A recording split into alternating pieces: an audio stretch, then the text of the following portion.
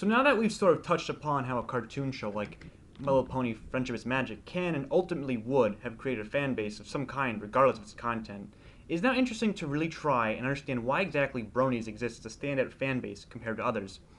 There's many varying reasons why people have swarmed onto the show, and to each their own, but there's a few reasons that I feel really contribute to what is going on here.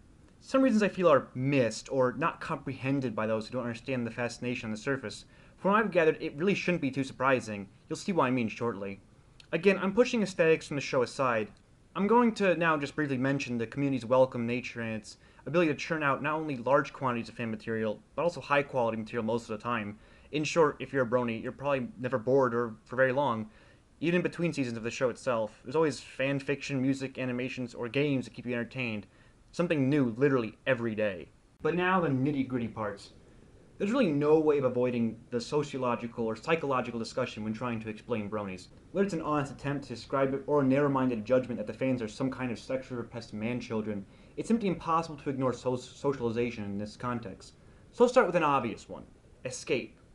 Using entertainment as a form of escape is nothing new. It's almost the entire point of entertainment. Bronies are no exception. It's been described by bronies and non-bronies alike, and even professionals, that many fans utilize their interest in this subject as some form of escape from reality. However, in particular, some have turned to this show as a form of escape from the sometimes dreary and dull real world, in particular. This, of course, is subjective to each individual, but the point is that some fans might be clinging to this interest as just a happy-go-lucky form of escape. Had a hard day at work or school? Then come home and watch an episode or two. I'm pretty sure any fan of the show that dives into an episode will smile at one point, or otherwise enjoy themselves. Why else would you watch a rerun? The same goes for why would anyone watch a rerun of another cartoon, or a sitcom, or drama, or even a movie you've seen a million times. You watch it to be entertained, to enjoy it because you just enjoy it, because you do. I realize the Star Wars prequels were fairly weak films, but I don't care. I watch those every single time they're listed on TV. It's just something I enjoy. We all just want a break once in a while from reality, I suppose, or at least our own personal realities. It's all about enjoying your interest vicariously through a literary medium, whether that be TV, movies, books, art, or even video games. But what puts Friendship is Magic apart from most of these is its optimism, or in other words, its low amounts of cynicism. For some individuals, real life can be pretty tough and challenging. Meanwhile, the news media doesn't help much. Current events are always filled with the negatives, all the fighting and wars, genocides, poor economy, otherwise petty bickering and pop politics. We can all use a stress-free vacation from reality every now and then. Thus, people turn to entertainment for a quick break. For most, a good book, movie, or video game will suffice. But it's interesting to note how the fictional and non-fictional worlds of video games, books, movies, and TV series always seem to offer plots which revolve around mostly dark and violent subject matter more than anything else.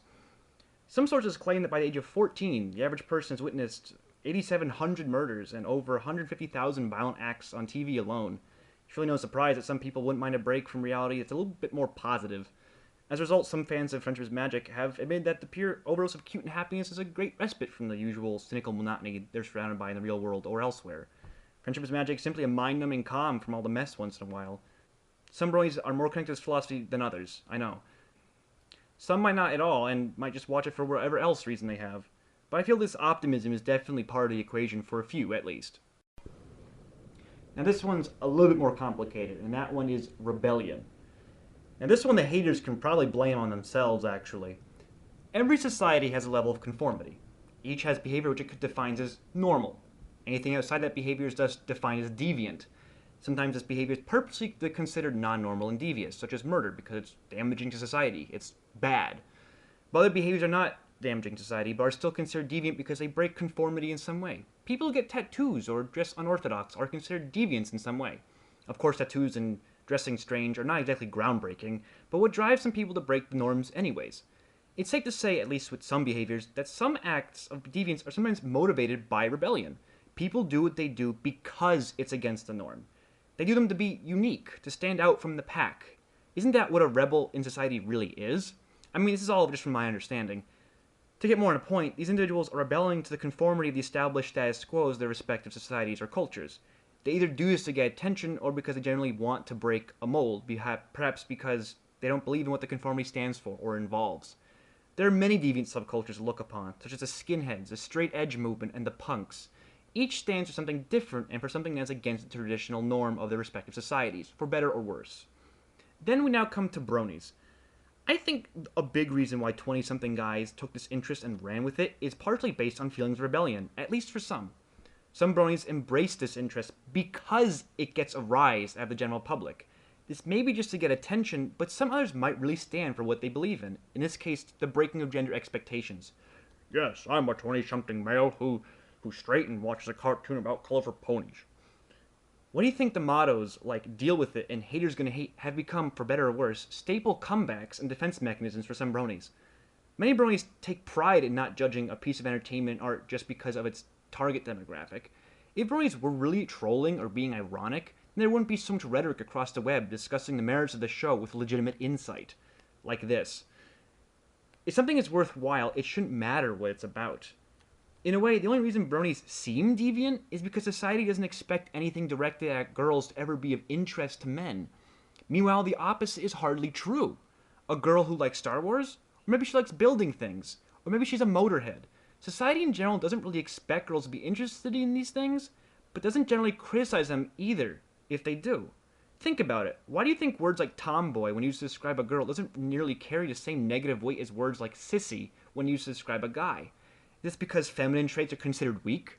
As if they make you a weaker person? While masculine traits are always a positive trait when describing anyone? Don't fool yourselves. Every human being has a mix of both feminine and masculine traits. Yet for some reason, male conformity is much more restrictive than female conformity for some reason. There's definitely a misbalance going on in some societies. And going full circle, that's why I think some bronies are so die-hard fans. Because, whether they notice or not, they are proud to stand up for who they are. Are you a proud baseball fan? A military buff? Like cars? How vocal are you? And do these people get as much flack as bronies? No, because these interests are expected of men. Bronies don't have to be vocal. However, they do when you tell them that who they are is wrong, as if you know who they should be more than they do themselves. Whenever someone breaks their gender expectation, their sexual orientation is immediately put into question. Anyone criticizing this matter is of course going to defend themselves, man or woman, troll or not. Just remember, nearly 80% or so of bronies are heterosexual, which according to some studies is fairly close to the rest of the population. Bear with me on this one. Now, I know I just said bronies are rebels. However, bronies aren't really deviant. I think they're rebelling in a way to prove they aren't deviant, if that makes any sense. By comparison, bronies aren't deviant like other established deviant subcultures. They aren't, in general, behaving in strange invisible ways in the real world. Their lifestyles haven't really changed much as a whole. Yes, some do mold their lives around ponies, but again, that's a minority. For the greater majority, these are just guys who like a cartoon. Look at me. I'm still following the same major in school that I set out for 4 years ago. I still have the same other interests. I still eat the same foods. I still dress the same way. The only difference now is I watch a cartoon, have a few new friends added on to the same friends I had before Ponies. Is that really deviant?